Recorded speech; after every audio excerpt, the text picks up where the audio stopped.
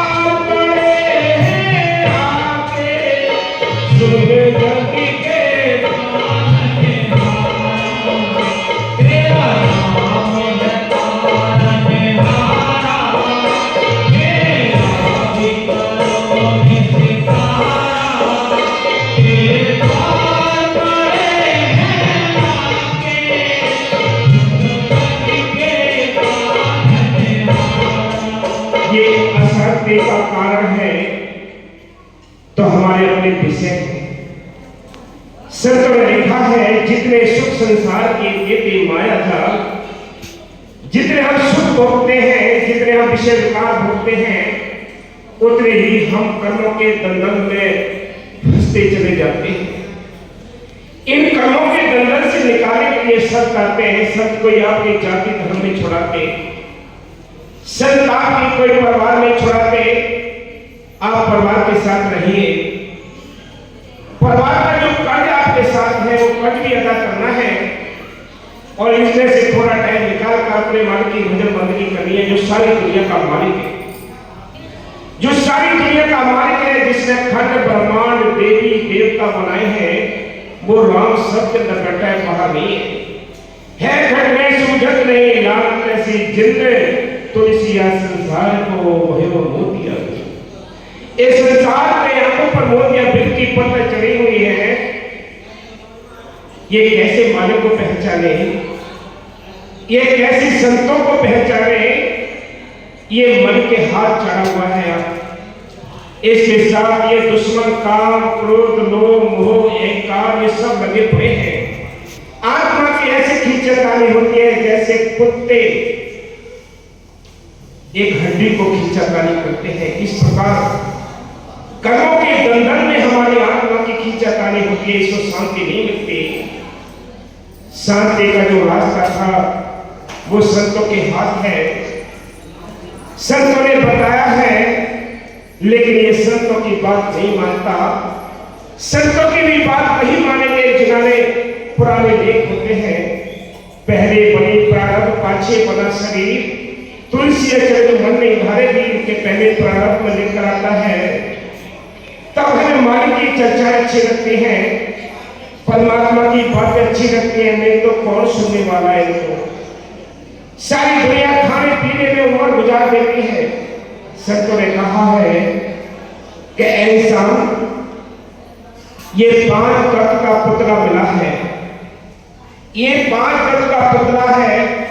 कोई भी ग्रंथ शास्त्र में उठा कर देख लीजिए, 6ठे तत्व का कोई जीव नहीं बना है। 6ठा तत्व किसी जीव के अंदर नहीं है। 5 तत्व है तो इस मनुष्य जीवन के अंदर है। लेकिन ये 5 तत्व का जीवन पाकर भी सबसे श्रेष्ठ है। सर्वप्रथम प्रधान जूनी मिली है ये इसको, लेकिन फिर भी ये नीचे के जो तत्व होते हैं उनको ये नमस्कार करता है। तो मूर्ख कौन है? हम आप ही मूर्ख हैं। जल के जीव में इस आत्मा को पहले जाना पड़ता है। ये 84 जूनिया भोगने के लिए 4 दरवाजे हैं, शेतर, उकमत, अंडर, जेरज। ये 4 दरवाजे हैं। 4 दरवाजों में इन आत्मा को क्रम बाई क्रम जाकर ये जूनिया भोगनी पड़ती है, क्रम भोगने पड़ते हैं। तब कहीं जाकर इसको मनुष्य जीवन मिला है। इस मनुष्य जीवन को पाकर भी इसने लापरवाही की, इसने अवागती की। तो याद रखो, आगे ऐसी कोई दूसरी जूनी नहीं होगी जिसमें बैठकर तो परमात्मा को खुश कर सकोगे, उस मालिक को खुश कर सकोगे। मालिक को खुश करने के लिए तो एक मनुष्य जन्म मिला है। इसलिए संत कहते हैं चांस मिला है, चांस का फायदा उठाओ, इस अवसर का फायदा उठाओ। ये हमारी श्वास से बड़ी कीमती है जो यूं ही बर्बाद होते जा रही है। हमें चाहिए कि मालिक की मेहर से एक श्वास बड़ी कीमती है, जिनको संतों ने त्रिलोकी के मोल की समान बताया है। इसलिए हम सब इस संसार में आकर, इस मतलोक में आकर हम संतों के सानिध्य में रहते हुए हम रहना सीख जाए, खाना सीख जाए, बोलना सीख जाए। इसलिए संत कहते हैं हम ये चीज सीखे नहीं। संत ये नहीं कहते कि तुम्हें मांस खाना है। मांस तो राक्षस खाते हैं। मांस तो कीड़े मकोड़ों के ये बड़े जानवर खा जाते हैं, बड़े जानवर को उनसे और बड़े जानवर खा जाते हैं। ये तो उन जूनियों का काम था। लेकिन ये हमारा काम नहीं है कि हम इन सफाई कर्मचारी पद करने की सफाई करें। हम खुद राक्षस बने हुए हैं। आज कैसी विडंबना बनी हुई है। शादी ब्याह में देखिए, अगर किसी को दारू ना मिले तो रिश्ते तोड़ देते हैं, शादियां वापिस हो जाती हैं। अगर मांस की या दारू की दावत ना हो तो रिश्ते बदल या दोष दूर हो जाते हैं।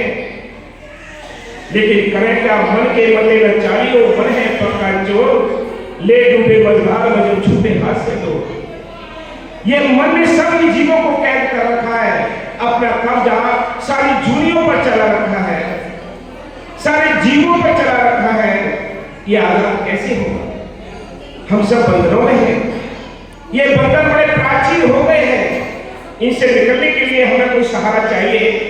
इस भवसागर से पार होने के लिए कोई पतवार चाहिए, कोई नाव चाहिए, कोई खेवट चाहिए। आप नदी पार करने के लिए इंतजार करते हुए नाव भी मिले, नाव में बैठेंगे तो खेवट होना चाहिए, पतवार चलाने वाला खेवट होता है। जब तक ये सागर नहीं होगा तो इस भवसागर को पार नहीं कर सकते।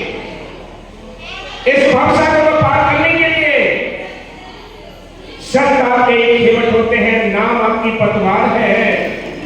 और इस कर्मों के भवसागर से पार होने के लिए आपका अभ्यास आपके काम आएगा, आपकी नाम की कमाई आपके काम आएगी। और कोई रास्ता दुनिया में पाखंड फंसा पड़ा है। इसलिए संत कहते हैं बड़ा सुंदर टाइम मिला है, बड़ा कीमती टाइम मिला है। इसलिए आप मान लेते हैं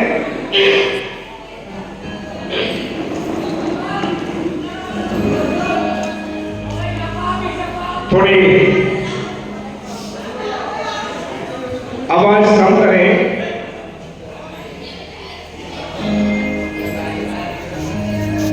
विषयों की भंवरी में अटकी टूटी है नाव पुरानी, कैसी पार लगेगी तारे मौत होती है।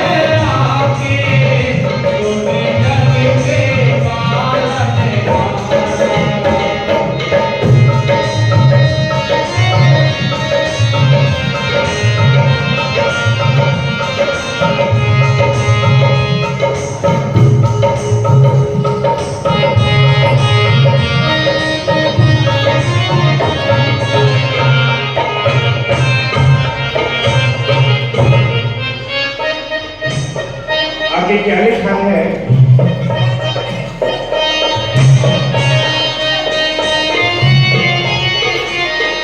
हमारी नाव इस भवसागर में पड़ी है, ये भंवरों में उलझ गई है और भंवरों में ये गोते खा रही है।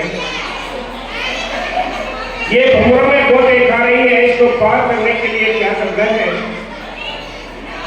हमारी प्रार्थना ही काम आएगी, हमारी बेटी ही काम आएगी। इसलिए सब कहते हैं कि आत्मा क्या पुकार करती है। थोड़ी शांति बनाए रखें। मेरे प्यारे सतगुरु जी, तुम सुनिया यारी हमारी। मेरे प्यारे सतगुरु जी, तुम सुनिया यारी हमारी। हम जननी जननी अपना की, सतगुरु हमें नाम दी।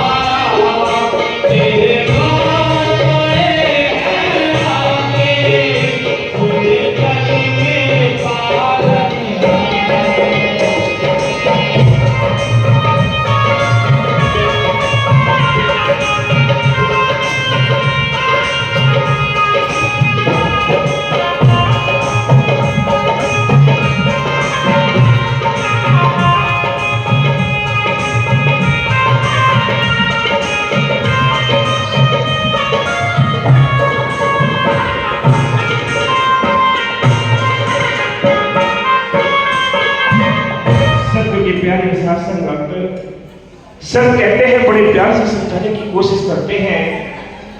क्या कहते हैं कि जैसे आज आप ये बड़ा सुंदर ये फंक्शन आप देख रहे हैं,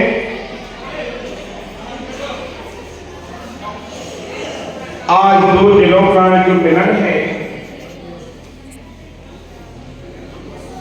ये दो शरीरों का मिलन जिसको हम शादी कहते हैं, विवाह कहते हैं।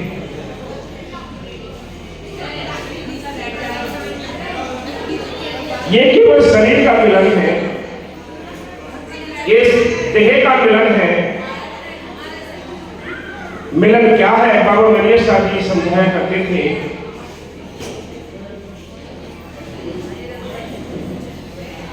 कि जब यहां हम पैदा हुए हैं तो किसी न किसी के साथ ये संयोग जुड़े हुए हैं। ये संयोग किसके हैं? ये कर्मों के संयोग हैं, ये कर्मों के संयोग हैं। और ये कर्मों के संयोग के लिए, कर्मों के कार्य के लिए दोनों शरीरों में, दोनों देह में, दोनों इन आत्माओं ने मिलकर ये कर्मों के ऋण को भोगना है और आगे इस गाड़ी को खींचना है। लेकिन इस गृहस्थी की गाड़ी के लिए, खींचने के लिए कैसे संत बताते हैं कि किस तरह हमें रहना है, कैसे अपने जीवन यापन करना है, कि बड़े प्रेम प्यार के साथ एक दूसरे के हुक्म में रहकर हक हलाल की मेहनत करके, ईमानदारी की कमाई करके अपने परिवार को, इसको आगे ले जाना है। संतों ने हमें रहना सिखाया है। सब ये कहते हैं कि तुम्हें दारू किसी प्रकार से नहीं पीने, कोई किसी प्रकार के नशे नहीं करने हैं, अंडे मांस मछली नहीं खाने हैं। संतों ने कहा ये वैसे भी खर्च देख लीजिए आप, एक दिन की खुराक 500 रुपए में बनती है। 500 रुपए की सब्जी कम से कम 15 दिन खाएगा, सस्ती भी खाएगा। इसलिए संत कहते हैं, संत में रहना सिखाते हैं, ये कर्मों के ऋण को हमें काटना है, भजन अभ्यास करके संतों की तलाश करनी है, संतों के वचनों पर चलकर अमल करके इस गृहस्थी की गाड़ी को भजन सुमरन करके आगे बढ़ाना है। ये तो रहा कि दो शरीरों का मिलन, इसको हम शादी कहते हैं। लेकिन ये आत्मा जुगों जुग से पिछड़ी हुई है मालिक से, परमात्मा से। ये शरीर है, शरीर के अंदर एक आत्मा है जो शरीर को चलाती है, वो तो कुंवारी है। उसका पति कभी नहीं मिला है। उसका पति कौन है? वो परमात्मा है। उसके बिना ये आत्मा इस 84 में भटकती रहती है, इसका मिलाप नहीं हुआ। एक ये साधन बना दिया हमने, बाहर शादी कर ली है शरीर को चलाने के लिए, कुछ दिन के लिए। जैसे जैसे संयोग होते हैं वैसे वैसे अपने जीवन की गाड़ी चलाते हैं, लेकिन आत्मा फिर भी हमेशा कुंवारी रहती है। उसके मिलन के लिए, उसकी शादी के लिए उसने इंतजाम क्या किया, क्या बंदोबस्त किया है। जैसे इस जोड़े के बीच में एक माध्यम होता है, बिचौलिया होता है, वो सारे हालात बताता है कि ऐसा घर है, ऐसा वन है, ऐसे संसाधन है। लड़की भी चिंतन करती है, परिवार भी चिंतन करता है, लेकिन फिर भी आनंद नहीं आया। आनंद कब आएगा? जब बारात आएगी, दूल्हा सज कर आएगा, डोली लेकर आएगा, तब लड़के को जाके पता पड़ता है कि ससुराल में कैसे सुख है, कैसे मकान है, कैसा आनंद है, कैसा परिवार है। इसी प्रकार सब कहते हैं इस आत्मा के भी बिचौलिया होते हैं। इस आत्मा के बिचौलिया होते हैं वो संत जन होते हैं, जो इस आत्मा को परमात्मा से मिलाने का कार्य करते हैं। वो क्या कहते हैं? यहां आकर समझाते हैं वो क्या कहते हैं?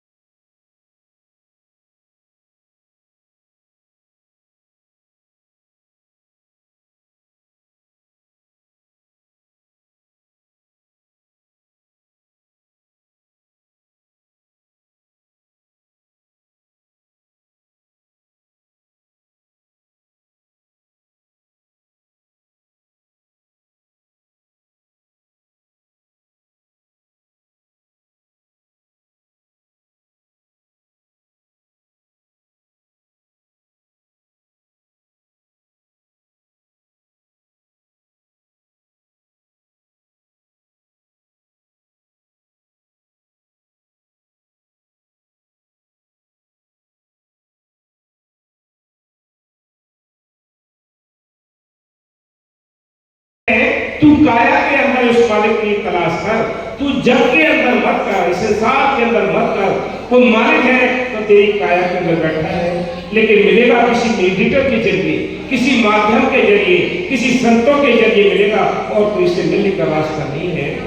इसलिए हमें उन नाम जपो ले, गुरु का नाम जपो ले, नाम गुरु का नाम जपो ले, भाग तेरे बन जाएंगे, भाग तेरे बन जाएंगे, नाम जपो ले।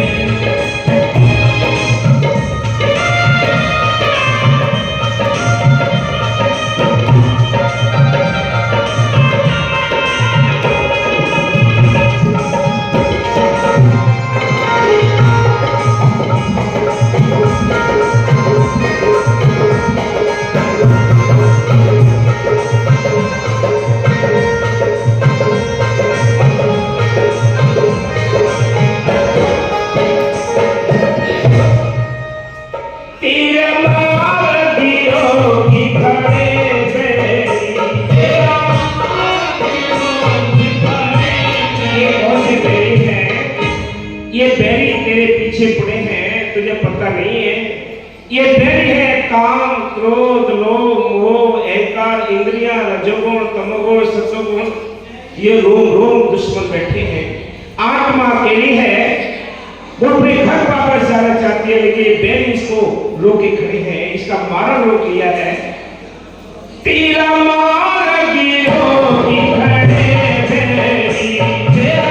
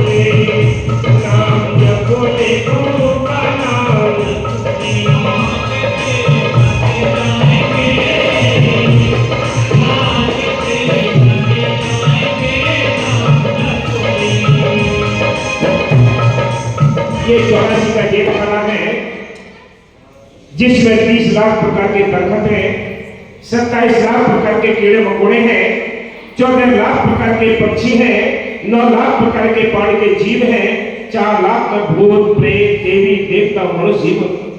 इतनी सारी जोड़ियों में सबसे अपन जीवन मिला है तो एक मनुष्य तन मिला है। इसके अंदर बैठकर ये मालिक को देख देख सकते हैं, संत आपकी कोई जाति धर्म नहीं छुड़ाते, संत आपके लिए कोई परिवार नहीं छुड़ाते। वो क्या छुड़ाते हैं? जो आपके बुरे कर्म हैं, जो विषय विकार हैं, उनको छुड़ाकर नाम जपाने के लिए हिदायत करते हैं। उनके वचनों पर हम अमल करेंगे तो हमारा जन्म भी सफल होगा और हमारा परिवार भी सफल होगा उनकी सीख पर। लेकिन ये मन मानने नहीं देता, ये मन मानने नहीं देता।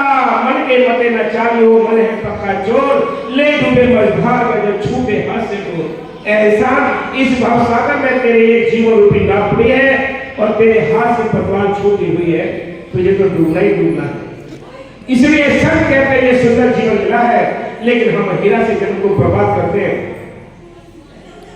संत कहते हैं कि अगर आप भजन करोगे तभी शरीर छूटेगा, ना करोगे तभी शरीर छूटेगा, संसार छूटेगा, परिवार छूटेगा। क्यों ना हम दोनों काम करते चले, अपने घर गृहस्थी के काम काज करते हुए मन की भजन बंदगी करो। जो सारी दुनिया का मालिक है, जो इसको राम कहते हैं, राम रमे का सुरामा, जो घर घर में रमा है, उसके लिए हमें अंदर देखना। वो अंदर बैठा है, बाहर नहीं है, ना बाहर किसी को मिला है और ना ही मिल सकता है। इसलिए सब कहते हैं 84 का जेल खाना है। इस जेल से निकलने के लिए आपको कोई वकील देखना पड़ेगा। वकील कौन होते हैं? वो संत होते हैं। यानी संत अपनी पूजा नहीं कराते, जो संत अपनी पूजा कराते हैं, जो अपने पैर छुपाते हैं, वो संत ही नहीं है। संत अपनी ना बड़ाई कराते हैं, वो बड़ाई कराते हैं तो उस मालिक की बड़ाई कराते हैं। कोई यह संसार में गुरु नहीं है। गुरु तो सबक गुरु सबके अंदर विद्यमान है। सबक गुरु दाता माया का रच दिया सकल पसारा, आंतम से परमात्मा कर दे ऐसा गुरु हमारा। वो गुरु काया के अंदर बैठा है, बाहर नहीं है। बाहर तो संत समझाने के लिए देह आती है। संत एक वो टीचर बनकर आते हैं, एक एजेंट बनकर आते हैं, मालिक का भेद बताने के लिए आते हैं। चलो अपने घर चलो। वो अपनी पूजा नहीं कराते, अपनी पढ़ाई नहीं कराते। वो कहते हैं सारी दुनिया ठीक है, हम बुरे हैं। हम सबके बीच में रहते हुए दुख उठाते हैं और याद दिलाते हैं उस घर की जिस दुर्घटना से हम बिछड़ कर आए। इसलिए संत कहते हैं और क्या, मति दरा भीतर पाया का, मति दरा भीतर पाया,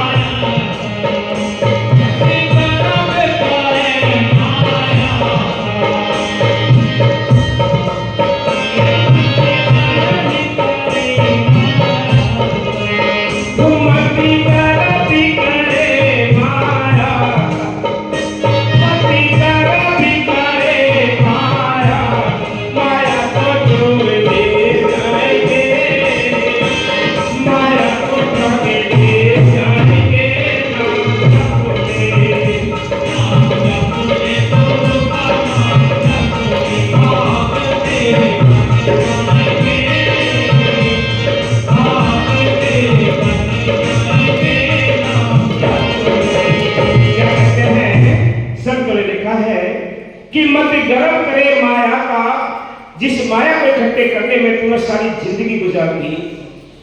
खुद नहीं खाया, खुद नहीं पहना, खुद सुख नहीं लिए, बच्चों को खिलाया पिलाया, आखिर में उन्होंने सेवा की, ना हमें रोटियां दी, ना हमें तसल्लियां दी।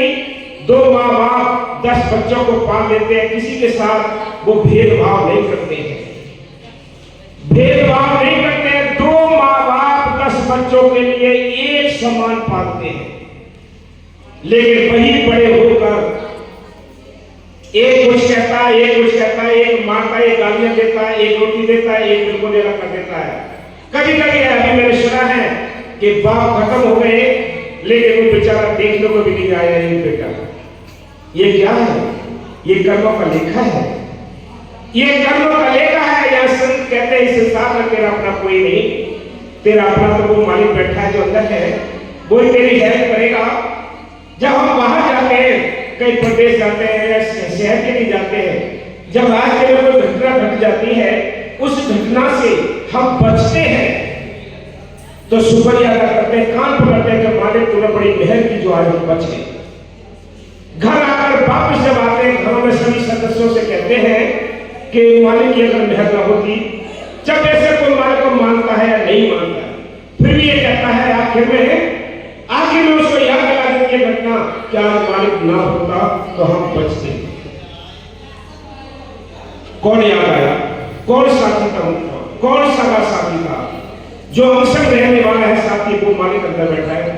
शत्रु किसी इंसान का नाम नहीं है, शत्रु सत्य ताकत को कहते हैं जो सारी सत्ता को चला रहा है, जो सबके लिए जिंदगी और ताकत देता है, वो राम सबके अंदर बैठा है।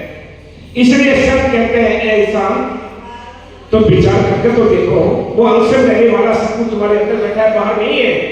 तुम उसको भूले भटके पड़े, तुम भटे चुके, पथ भ्रष्ट हो गए। इसलिए कहते हैं कि दो माँ बाप 10 बच्चों को बिना भेदभाव के पाल देते हैं। फिर वो 10 बच्चों में देख लो आप कि कोई सेवा भी नहीं करता। फिर आखिर में एक की तरफ ही ध्यान हो जाता है कि चलो सबसे छोटे पे ही भरोसा कर लेते हैं कि यही हमारी नैया को पार करेगा, यही सेवा करेगा।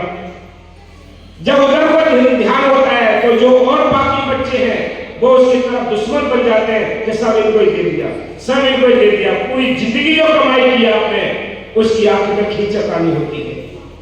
तो आपने जो भी काम किया धोखे की किया। अगर आपने राम नाम का धन कमाया होता, अगर आपने परमात्मा को याद किया होता, उसकी एक रत्ती भी,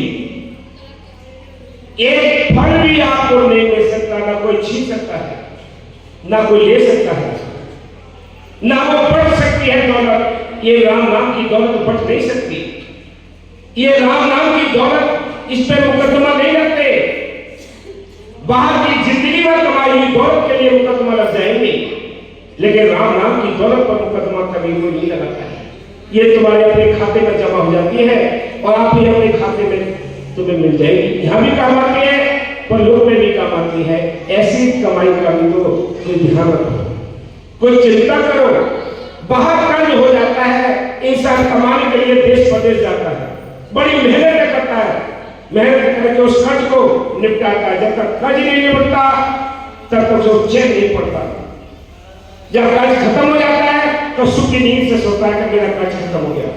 ऐसे ही आप वहां पर कर्ज चढ़े हुए हैं, इनको भी तो कैसे न किसी तरीके से कम करो, इनका भी तो आवेगी अदायगी करो इनको, तब कहीं जाकर सुख मिलेगा, तब मालिक के देश जा सकते हो, और कोई तरीका नहीं। इसलिए जो बाहर की धन दौलत के लिए तो पीछे पड़े हो, ये कमानी जरूरी है। कोठी बंगले भी बनाने हैं, बैंक बैलेंस भी बनाने हैं, बेटी बेटा भी पालने हैं, लेकिन इनमें रहते हुए मालिक की तरफ ध्यान रखना। जैसे जल में जल मुर्गाई रहती है, उसी में खेत के उड़ती है, सूखे पंख लेकर उड़ जाती है। हम इनमें आसक्ति न रखें, हम बिल्कुल आजाद रहें, इनके नौकर बन के काम करें, नहीं तो ये ठग है, लूटते रहेंगे आपको। जैसे आज ये शादी हुई,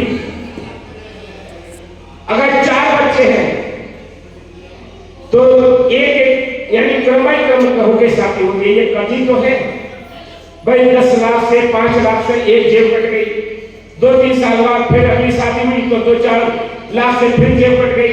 ये सारी जिंदगी इसकी जेब कटती रहती है, सारी जिंदगी एक कर्म और कर्ज चुकता करता रहता है, लेकिन अपने कर्ज से बेखबर है, अपने जो कर्ज है उससे बेखबर है।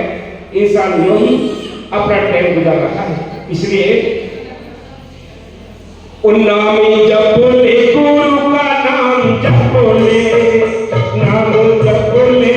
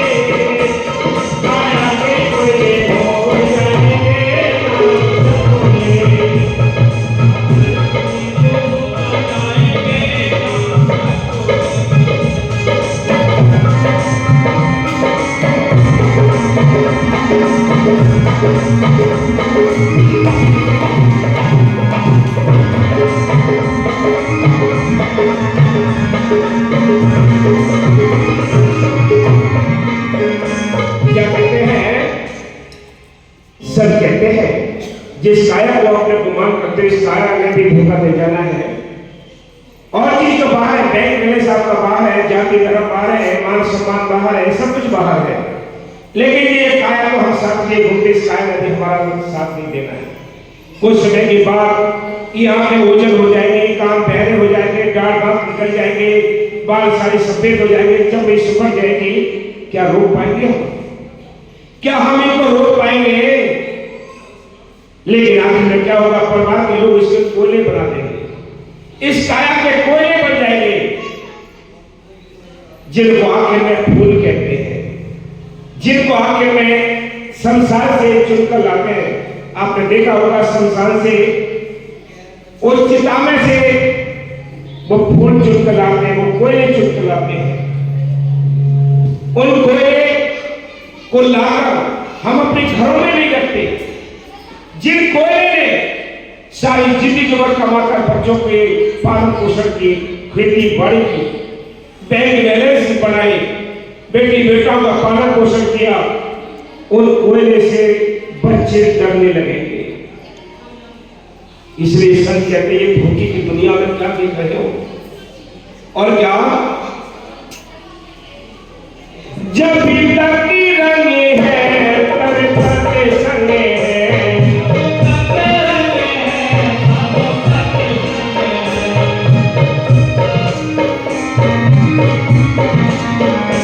जब भी तकी संगे है, जब तके रंगे है,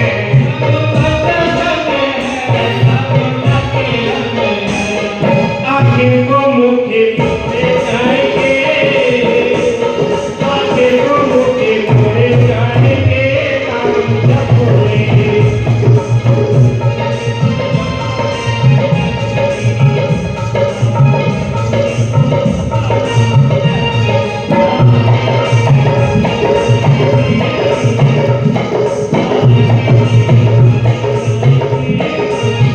क्या कहते हैं कि जब तक आपके साथ रंग है, तब तक ये दुनिया आपके संग है। आपके पास दौलत का रंग उतर जाएगा तो पूछने वाला नहीं, ये रंग के संग है, नहीं तो आखिर को मुख मुड़ जाएंगे। और क्या कहते हैं, कहे रात श्याम में सिमरन करे,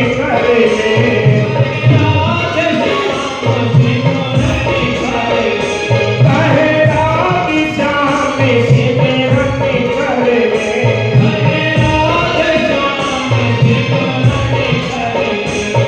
साहिब तो मिल जाएंगे, साहिब तो मिल जाएंगे,